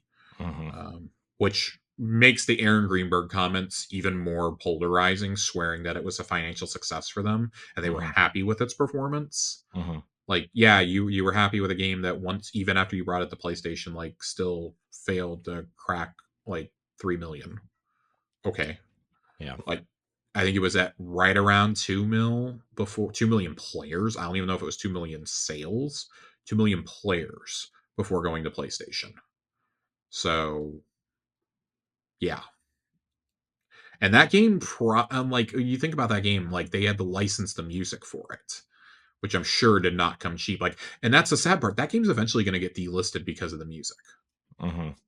Like, what the Yeah. fuck, man? Well, they have that streamer mode, which has their generic track, so like they could just strip the licensed tracks. To be fair. They can, but I feel like that adds so much to the game. Like for me, at least. I don't. That's just frustrating. I do think that the last The last two things that Kim says here are pretty poignant. Just recoup the production cost, please, is what I say. But that in itself is a pretty big challenge. If you try doing that, you might actually land a big hit. I don't trust people who say, "Oh, this is going to be a hit." I want someone who can try something new. The big hit shouldn't be your goal. If you think about it that way, Hi-Fi Rush may have brought in a little bit of a minus in terms of the financials, but it's a team that should be encouraged to create something new and continue their journey. We want to have more teams like that under our umbrella at Crafton. I can't help but agree with that. I think it's absolutely insane that that's the studio you chose to cut. Like of all your teams, like, oh, I'm never an advocate for any layoffs, but like you needed to cut 100 people. Like you couldn't have cut like, I don't know, 100 people at King. Like, really? Your financials were in that dire of straits? Like, Candy Crush and Call of Duty aren't making you enough money hand over fist to save a studio like Hi-Fi Rush or like Tango? And like, I would kill to know what Shinji Mikami thinks about all this. Because he left thinking that the studio was in safe hands, especially with Hi-Fi Rush Mm-hmm. in development, thinking, oh, that's probably what more Microsoft wants anyways, but they can do that and they can do horror games. And nope, here we go. Mm-hmm. So what a fucking disaster. Yeah, this is yeah. Yikes. Big ol' yikes. Yeah. The revenue from everything I've seen was not that great. So like for Krafton, this will be like a blip on their radar. Mm-hmm. They make so much money from PUBG still overseas. Like absolutely insane. So I do think that's interesting though that it sounds like Microsoft is holding on to Ghostwire Tokyo and Evil Within Mm-hmm. IPs. I have no idea what for, I mean, but the Evil it's Within could potentially be something for them. Ghostwire Tokyo, I don't really see them revisiting, but Evil Within, like you own a horror franchise now, so that's like probably something that they can just add to the portfolio, right? I mean, I think my only problem with Evil Within is if Shinji Mikami and John Johannes aren't going to be involved, I don't know that I want to play it. They had such an input on that game, and like I mean that was Mikami's baby. I just don't know that I really care without them there. Like this is that like too blunt? Is that too rude? no. I just and I look at Microsoft Studios and I'm like, who I, who would even go make this? I mean, there aren't really, like, you look at all these studios' specialties, right? There aren't really any. They don't have a studio that does horror, right? I They mean, don't, and I mean, like, I know that like a team can do that, but the problem is you have to hire a team specifically to do that. You can't have another Arcane Austin Redfall situation. You have to actively avoid that. So now you probably have to start a studio from scratch to do this. At mhm. that point, why not just keep the fucking studio? I just can't believe that. Or like, oh, if you were always going to keep these IPs, like, why not keep Arcane Austin open and rebrand them into doing that? They at least have some experience. Like Prey, I would argue, This, has a lot of horror elements to it, actually. you know what this feels like is an IP that they would farm out to a second party, like Bloober Team or something down the Oh line. God. You know, I'd just rather never see it again at that point. I'm going to be completely honest. yeah. This is a portfolio filler, in my opinion. We have a horror game. We have a cultural game in Tokyo, Ghostwire Tokyo. These are portfolio fillers, and they that's something they can point to later down the road. If they ever try to sell off IP, or they try to, 20 years from now, they try to sell off some of these studios or something, right? So I don't know. It's weird, especially Ghostwire Tokyo, but I don't really have anything else to say about it. It's just weird. No, it, and I've seen people say this like, well, Microsoft probably never wanted to buy them in the first place. They only wanted Bethesda, but they had to buy all of ZeniMax, and I don't think that's true at all. Hmm. I'm going to just categorically say that that's false. Like you look at how valuable, I would argue that yes, in terms of money, Activision Blizzard was bigger, but in terms of overall revenue it would bring, but in terms of like creatives, in terms of the studios, and things like that, I still think the Bethesda purchase was the better one, because you got Bethesda, you got ZeniMax, you got Arcane, you had Tango, you had oh my god, now I'm blanking on their name. The Wolfenstein team, the Indiana Machine Jones team, games. Machine Game. Oh my god, I kept trying to call them Gunslinger in my mind, and I'm fucking tired. Yeah. Uh, but like you got all those studios, and like, man, I just can't help but think that if you hadn't done, if you it keeps coming, I keep coming back to this. If you hadn't bought fucking Activision, these studios probably could have endured having a game like Redfall release. Yeah. I think the writing was on the wall for Arcane Austin at that point. Like at that point, you haven't put out a game since 2012 that was profitable. Hmm. It's like Prey, yes, Prey's become beloved, but a lot of people didn't play it until they were getting it on like the 3.99 Steam sales, Right. or until it hit Game Pass or PS Plus. Like it was on every Yeah. subscription service under the It was, sun there. yeah, it was also part of that Arcane anniversary collection with like Forgot about that. I'm gonna be everything. honest. Yeah, I forgot about that. I forgot that they did an Arcane collection and a Wolfenstein one, I think, too. Yeah, the alternate history collection. Jesus Christ. God. So like I think the problem for Arcane was there, and I don't think it was anything Arcane necessarily did. It's we've talked about it before, but like that's an instance where I think Phil really needed to step in. Hmm. And when he went and looked at those studios and been like, "Do you guys actually really want to be working on this? Like, don't bullshit me. Do you actually want to work on this or not? Because if you don't, we're going to cancel it now and let you build what you want to build."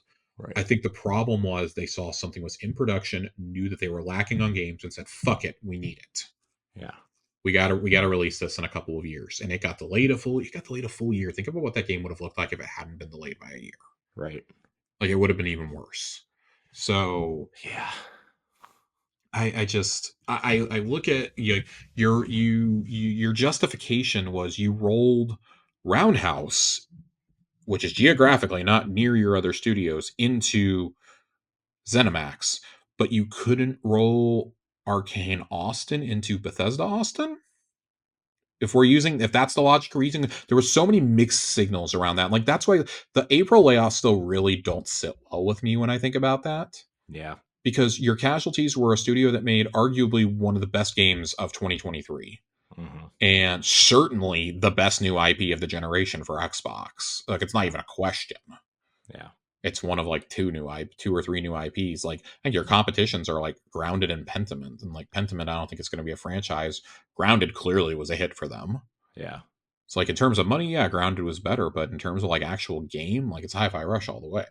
Yeah. It was that Jet Set Radio Future like successor that we all wanted in a lot of ways. So I mean, I wish the absolute best to Tango. I don't know how Craft Done is going to be as a parent company, but man, you deserve to be with someone who actually appreciates the talent and the games that you guys can bring to the table. That was their breakout hit too. Like I would argue the Evil Within games were like they were fine. They were big amongst horror aficionados, but like not the general public.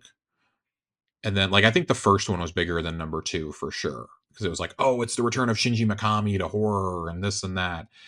And then like Ghostwire Tokyo, we all kind of know how Ghostwire Tokyo went. It was no Deathloop, Hmm. which itself was no Dishonored. So I keep thinking like if these games had been marketed a little bit better by Microsoft, would we be having a different conversation right now? And that's what I keep coming back to. Like we've said it so many times, and I don't want this to be like, oh, we gotta squeeze in, bashing him every single show we do. But God, please, for the love of Jesus, put somebody else in charge other than Aaron Greenberg. Like y'all's marketing is so dog shit. Like your games are never promoted. Yeah, I see these elaborate like live action commercials that don't show gameplay. People want gameplay. Yeah. They want to see gameplay. We want to see like we want that. We want dev diaries. Like we want things like this, and y'all just seem to refuse to do any of it. Like I'm really scared about the marketing or lack thereof for Indiana Jones. It comes out in December and we've seen nothing. Aura dropped today. I did not know Aura reviews were dropping today. I had no idea. Vessel of Hatred comes out in 3 weeks and I've seen like nothing about it in the outside of Gamescom, basically Right. haven't seen like anything being pushed for it. You think they're gonna show anything at Tokyo Game Show on Diablo? No, I don't either. because that's our last story. I'm glad you said that. Tokyo Game Show speculation. This is happening on the early in the morning on the 26th. Mhm. On Thursday morning, about 6 a.m. Eastern, 3 a.m. Pacific is when this is airing. Mhm. I have no idea what's going to be there. Yeah. I could not begin to tell you what I think is going to be there. Um, I mean, do we want to guess? I'm still of the mind, I mean, we talked about this a couple weeks ago, I think, but I still think Final Fantasy 16 and the Pixel remasters are coming, um, and possibly Forspoken. I think the Pixel remasters is about all I'm going to let myself get excited for right here. I would love for 16 to happen, considering it just came to PC. But at that point, why wouldn't you just release it on Xbox at the same time? Yeah. That just feels silly to me. Yeah. But I don't know. Metaphor comes out in 3 weeks. You'll get something for Metaphor there. Yeah. Um, I do wonder if we'll get a trailer for. They'll probably show a trailer for that new Yakuza spinoff that just got announced. Oh, the pirate one? Yeah, which I'm actually like really interested in. Yeah, that's Um, crazy. I think it's fucking wild. Um, I'm trying to think of like what else would be there. Like they'll probably tout that they're doing some localization stuff, which would make a lot of sense. Yeah. Um, I just can't. But man, Xbox seems like they're really pushing this year, and that Yeah, I'm I'm one. trying not to get myself excited for this because I let myself get excited. I think it was it last year or the year before for TGS for Xbox, and I was just like, oh, this. I mean, and listen, this is going to be aimed more towards Japanese and Korean markets. Let's be abundantly clear on that front. Right. I I expect wonder. maybe the Liza P DLC is there. Yeah. That was a I mean, huge name that. for them on Game Pass, and the director just teased with a piece of art and some music from it. Mhm. You know what else could be shown there is another like Genshin Impact update thing, because that's coming to Xbox I real would soon. expect Genshin Impact to be. In fact, I'm actually really surprised that wasn't saved for this, frankly. Yeah. Considering they're doing the McDonald's promo currently. I'm a little Yeah. surprised that wasn't saved until now. Yeah. I don't expect anything like massive. I would expect like big announcements to come from like the publishers doing their own stuff. I feel like Sega or Atlas might have something here. Like there's been a lot of rumors about Persona 1 and 2 getting a remaster, like not a full remake like 3 got, but a remaster to at least get them onto current platforms. Maybe that gets announced here. Yeah, like a Persona Origins collection type Yeah, thing. I promise you like I saw people getting really hopeful for Persona 6. I guarantee you that's not here. That is a Game Awards or a Summer Showcase thing if Xbox gets a hold of it. Part of me wonders if Kojima's going to be there because he is doing a For presentation for Death Stranding 2, mhm. its own separate presentation. Maybe Death Stranding 1 comes to Xbox. Maybe, or 505 you technically owns the rights, so well, they have the publishing rights on PC. yeah, So that's why I'm kind of wondering maybe, if maybe because I believe you can buy it through the Xbox Store on PC. Funny enough. yeah, because it was on Game Pass at one time, PC Game Pass. Yeah, Um yeah, I remember that. So I it, maybe they have something that you you don't know, you don't think we'd get anything for OD yet, do you? More no, information than that. no. I think that again, like that's why I'm like trying not to expect anything big because I think any big announcement would be geared towards, you know, showing it at something like Game Awards or Summer Showcase or Gamescom or whatever. Like I'm not expecting the world here. Um if it doesn't get shown at the state of play, I could see a world in which the next Metal Gear collection gets announced at this. Well, the thing is Konami just said that they weren't announcing anything. They acknowledge that it exists, but they aren't going to say anything about what's on it or when it's coming. They just said that like a couple days ago because we covered it on Pow Block. Um, I mean, we've also heard people say that and then turn around and announce something at an event like a week later. that's fair. I'm playing I devil's always advocate here. I'm playing devil's no, I know, advocate I know, I know because I you are. think that would be big. Kojima's been on stage. Metal Gear's been on the Xbox stage before.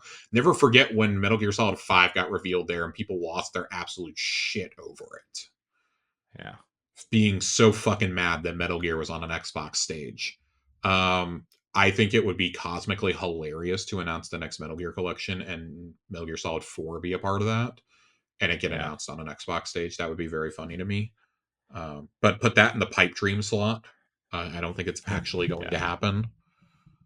yeah, I don't know. Maybe there's another Forza DLC coming. I saw people being like, "Oh, what if Forza Horizon Japan gets announced?" And I just again, I do think Japan is a locale they will do for Horizon, but I think that it's going to be the next Forza game. They're not going to announce a Forza game at 5 o'clock in the morning yeah, when an American audience is not paying attention. They're just not going to do that. They want all eyes on it. When they announce something in probably their most profitable franchise, they're going to want American eyes on it. yeah, That's my only takeaway there. So yeah. I don't know. I the pixel remasters are probably the thing that I would say like would be like the wow factor. Maybe Liza P DLC. Um, I don't know. I just don't even know what else there could possibly be.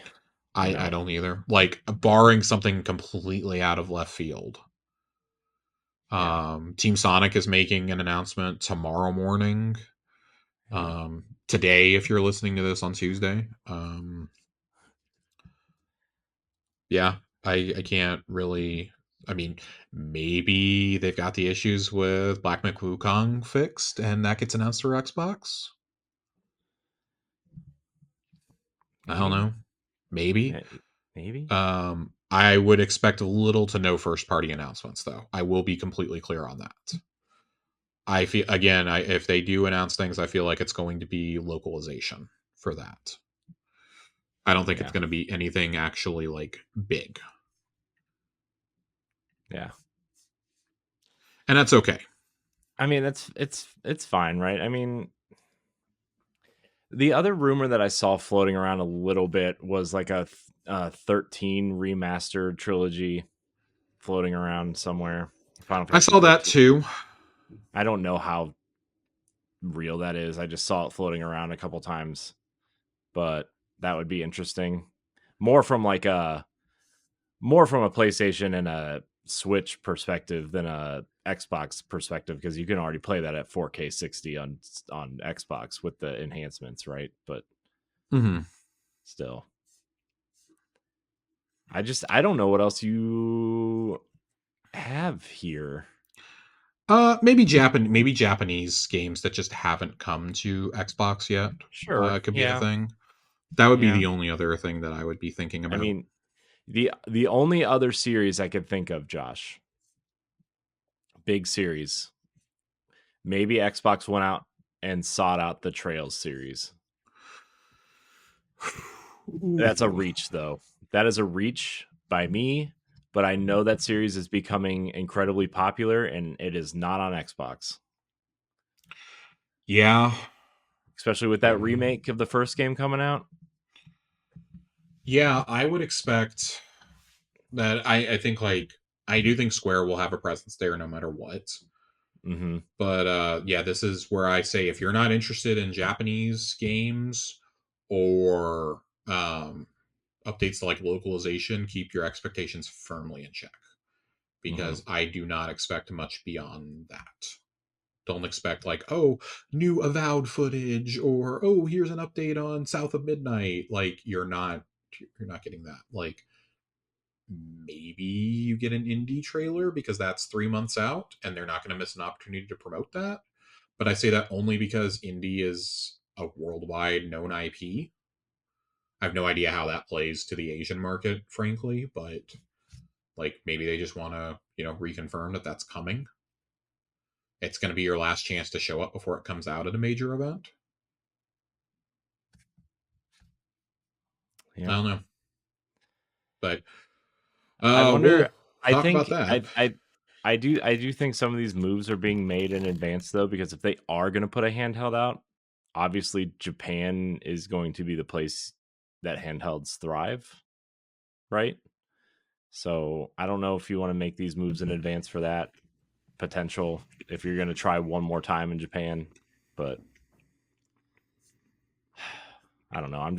Yeah, I'm just throwing it's just stones out there to see if anything sticks. I'm just talking in circles now, but uh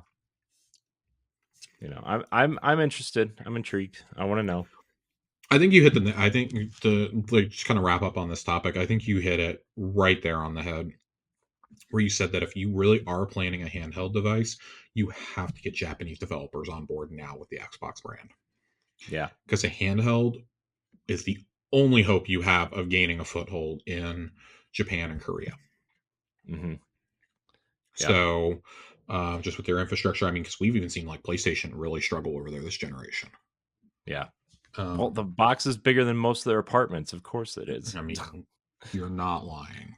Yeah. Um, but I mean, like the Switch, on the other hand, like Nintendo, I feel like I kind of been on a home console decline over there post GameCube and post Wii. Yeah. And then I mean, the Switch, of course, just kind of revolutionized everything. But we've seen more. I feel like we saw more Japanese support with the Switch than we did elsewhere. I mean, like, come on, Persona finally came to the Switch.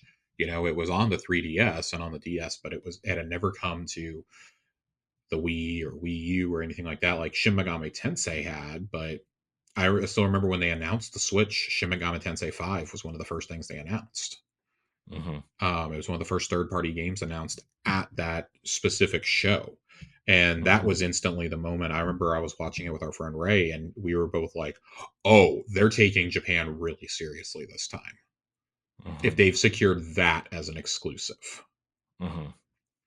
Yeah. So and I think that I think Xbox is getting there. Like, they specifically them getting Sega back on board with Atlas and with RGG has been such a huge deal for them, Yeah. because those games have now exploded on Game Pass. All of those Yeah. games instantly become super played on Game Pass. In fact, I would actually say I think that RGG will announce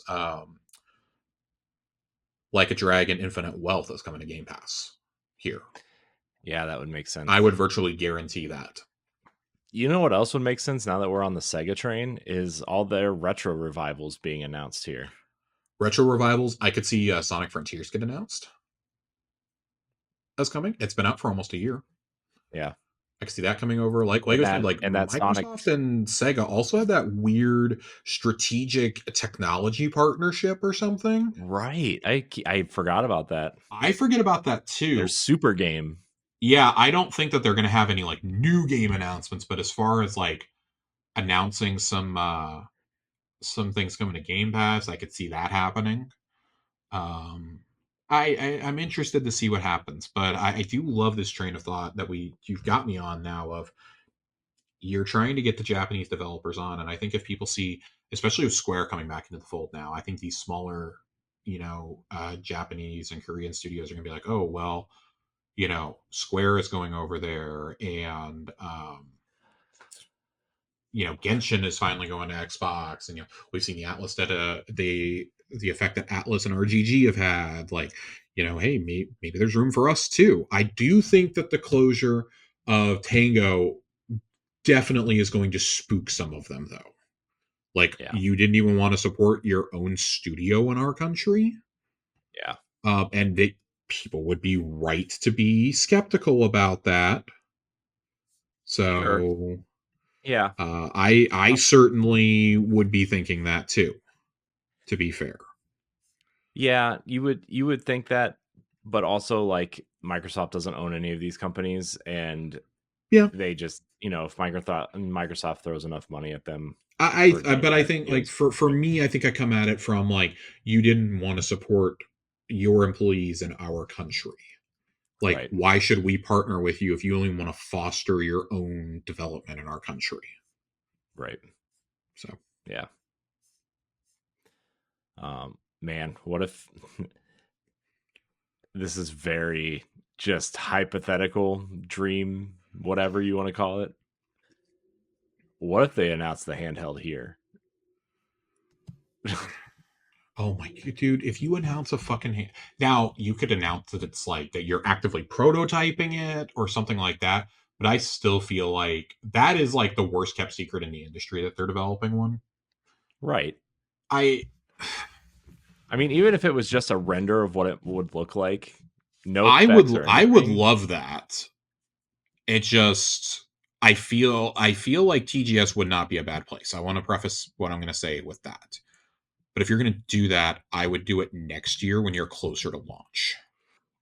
Yeah. I Well, think my doing thing it is 2 years out is a disaster waiting to happen. yeah, my thing is I think you need to announce it before PlayStation announces theirs. I think you I have do to. think that. I feel like for me, I would announce it next summer. Yeah. If you're not going to release till fall 26, I think you need to announce next year because then you can pull like a 1X type thing where you get developers talking about it on video. Like, hey, we really believe in like this two SKU approach. You remember when they did the 1X announcement and Todd Howard was a part of it? Hmm. And we were all like, oh my God, like, they're talking about like VR application and things like that, like just the way that it made your mind kind of spin. And then we didn't get it for like another year and a half. They were calling it what were the project what was it at the time? Oh God, I don't remember what it was called. Project I keep trying to say Spark, but that was a game. Scorpio. Scorpio, that's what it was. Project Scorpio. Like, I feel like next summer would be when I would debut the render for that, because then you can have a whole year of just reminding people at every fucking event this thing is coming. Yeah. You have two TGSs to really push it to the Japanese audience. You announce it 2 years out, and I think people are like, okay, so when the fuck can I buy this? Oh, it's not coming out for another couple of years? Okay, well, I don't really care. Yeah. And I think hardware, they're always going to focus on the US and the UK first when it comes to hardware, unfortunately. And a Yeah. handheld very easily, very rapidly could change that. Yeah. But I just thought, a if you, pie in the sky announcement, that would be pretty fucking cool to see, though. yeah. I mean, that would be pretty ballsy too to like this is Yeah, definitely your last place territory. It's a place you have yet to gain a foothold in any capacity. Like that would be so ballsy to do that in Japan at Tokyo Game Show. I'm just, you know, Sarah Phil, you can have that one for free. I would yeah. say Aaron Greenberg, but he's too busy promoting controllers you can't buy. He's So too busy promoting a Luka Doncic Xbox that I can't buy. I saw a really funny meme, by the way, side tangent of Xbox's marketing team does an awesome job of marketing things you can't buy and a shitty job of marketing things that you can Jesus buy. Christ. I'm Yeah. like, Hey, yeah, I guess, but also the controllers. Every week there's like a new controller somewhere. it's true. Oh, I did like that they had to issue a Phil specifically put out a stopgap on social media for the day because basically the internal memo was we are not having a repeat of the fire flame controller that got announced as we were announcing the closure of Arcane and Tango. Like, we are not doing this again. hmm. Just Jesus Christ. So I think that's gonna about do it for us today, man. Yeah, yeah. I'm excited to see what's at Tokyo Game Show. I think I'm intrigued to say the least. I'm intrigued Yeah, about the state of play tomorrow. I'm intrigued by, you know, 2 weeks after Xbox and PlayStation have their exciting news, Nintendo's just going to whip out a 30-second trailer of their new console. Like, I actually do think that would be about the most Nintendo thing possible. yeah, they'll launch a trailer at like 5 o'clock in the morning. That's like 30 seconds of someone playing it on the plane or something. Maybe another Skyrim trailer. like this. Just it just everything fades to black, and then you're finally awake. Yeah. Jesus Oh, Lord. jeez. Anyways, but Josh, let's get out of here. Let's get out of here. I want to thank everybody for watching and or listening to this episode of Xbox Casuals. You can find us on your podcast service of choice, and on YouTube, you can check out Tower Casuals, our Destiny podcast. Josh, thank you for your time, as always. Where can we find you? For now, you can still find me on Twitter, Josh_Finn. 2 N's. 2 N's. You can find me at I'm Corey HD on all them socials. You can check out all of our stuff. We have some cool things coming up, so you can check that out. I want to thank everybody for watching and or listening. And until next time, we love you. Goodbye.